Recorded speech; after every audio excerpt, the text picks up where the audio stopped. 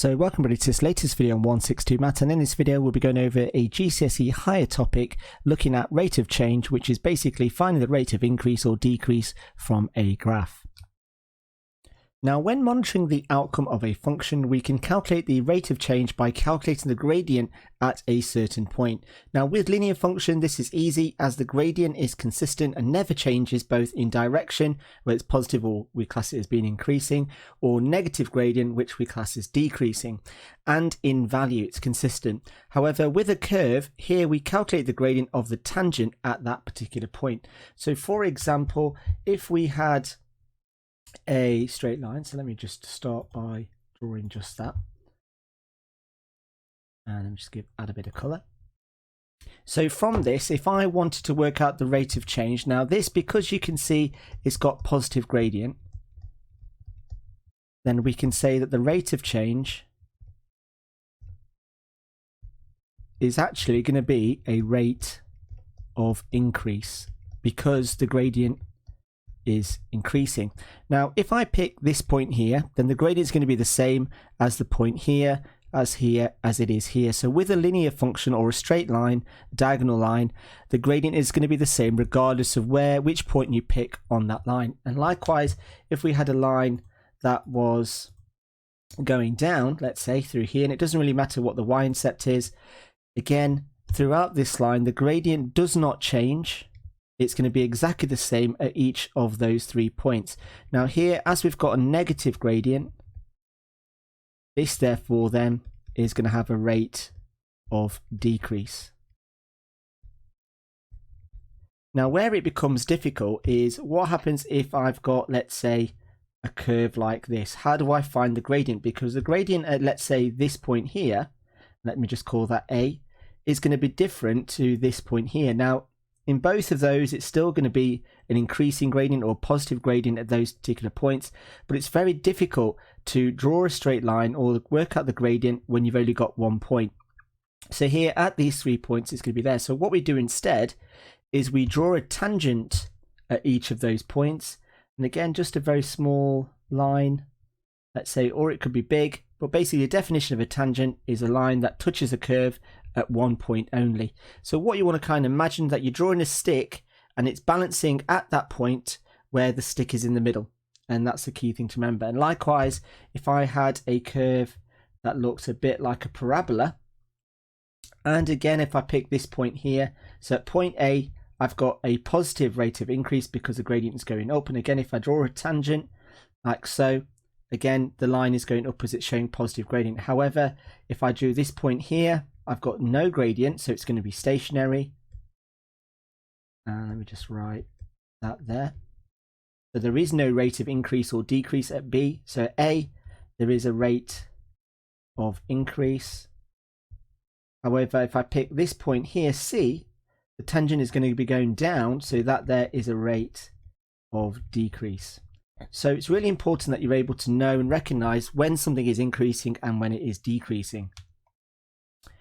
Now, in terms of the types of rate of change, and again, as given, that at a given point, the rate of change can either be increasing if the gradient is positive and decreasing if the gradient is negative, or stationary if the gradient is 0. Now, we can prove or show a function is increasing or by decreasing by showing or calculating that the gradient is either positive or negative at that given point. And again, this seems to be a very, very popular question when it comes to GCSEs now, of showing that and proving that things are the obvious, and you need to show mathematically how you would do that. So if you were asked to show that a function has got a rate of increase or a rate of decrease at a particular point, what you then just simply need to do is calculate or show that the gradient is either positive for an increase or negative for a decrease. Now, in terms of looking at the method to find the rate of change at a given point, we kind of need to follow these points. Now, some of these points may already been done for you, and again, it all depends on the sort of writing of then the contents of the question in question.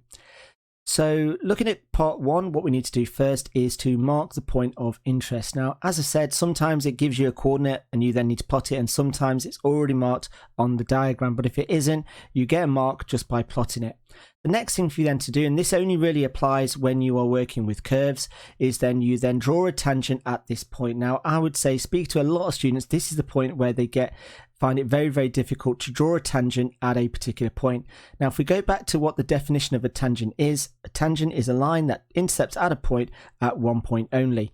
So all you need to imagine you've got a twig at that point and you wanted to balance that line, however long the line that you've drawn, where the middle of that line is at the point in question. So where it feels like it's balancing at that point.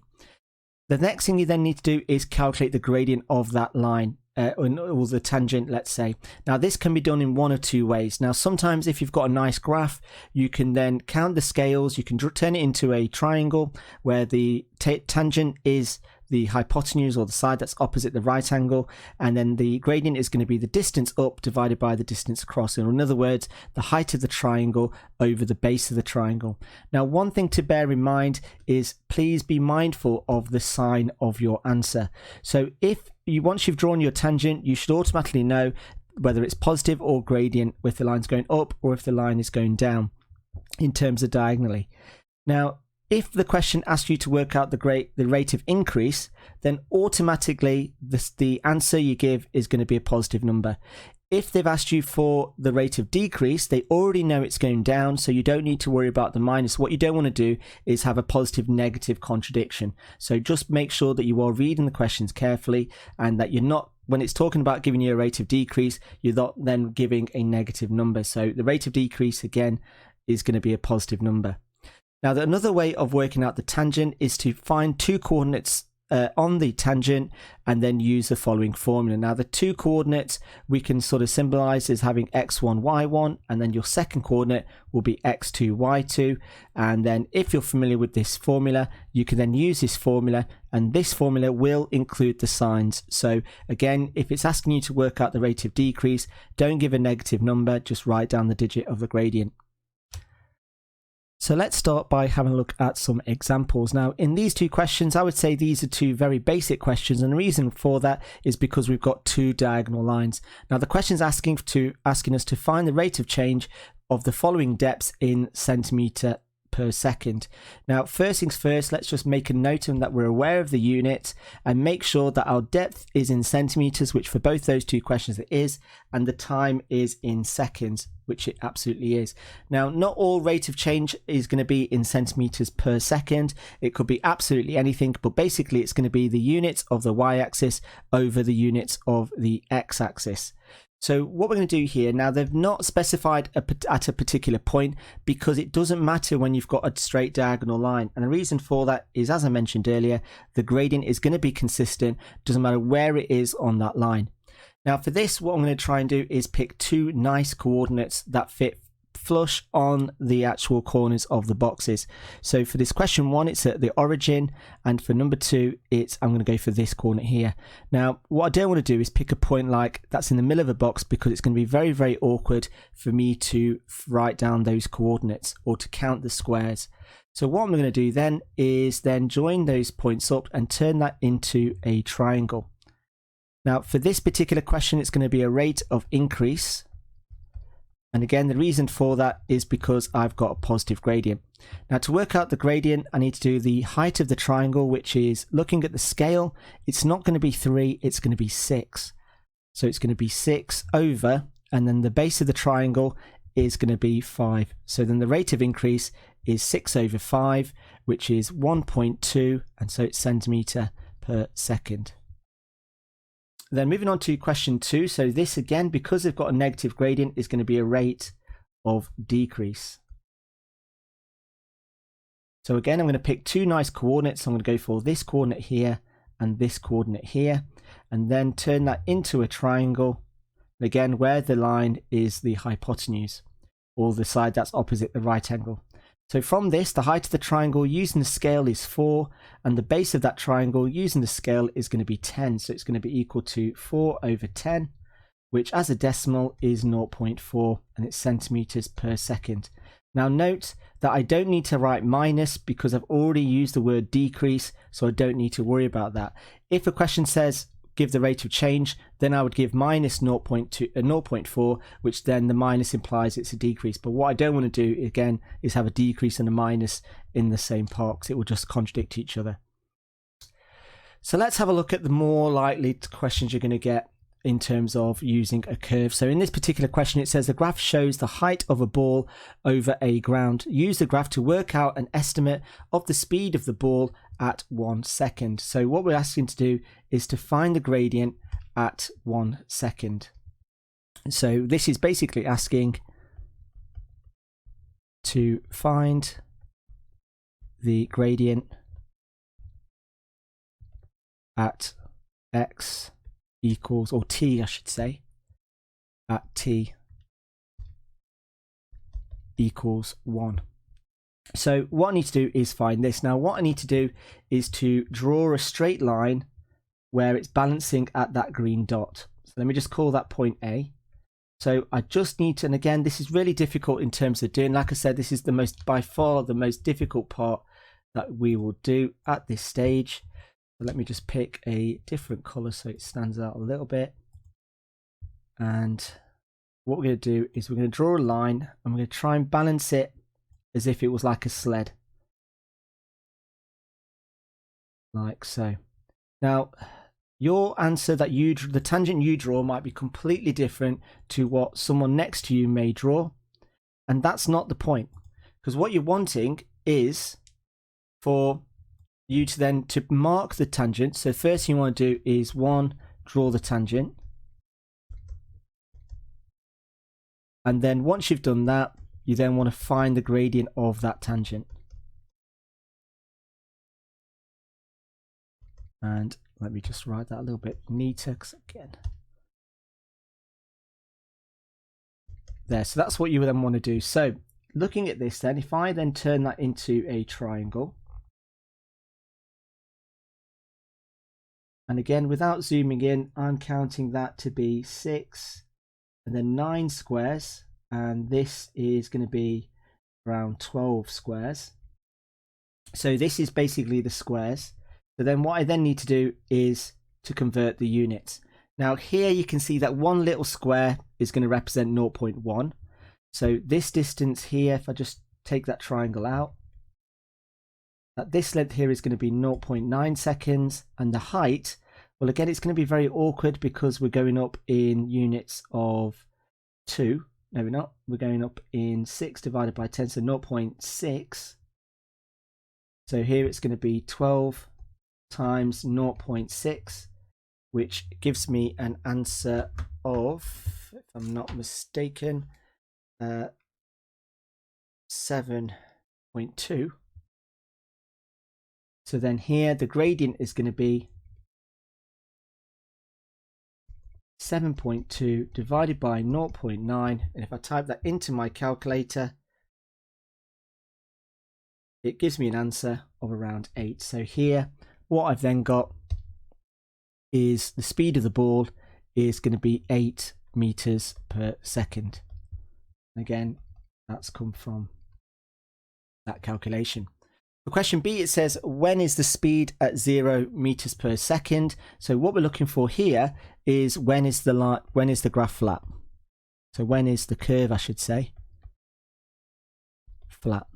Now where it's flat, I would say is at this point here. Let me just get a different color pen, not red. Is at this point here.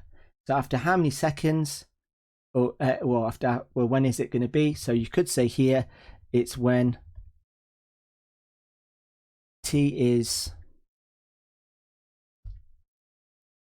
equal to 4.5 seconds, or when the height equals, and it's going to be 24, take away 0.6, which is 23.4 meters, I would say. The question then says, use the graph to work out an estimate of the speed of the ball at 4 seconds. So if I just get rid of this, so what the question is asking is to find the tangent. So find the gradient of the tangent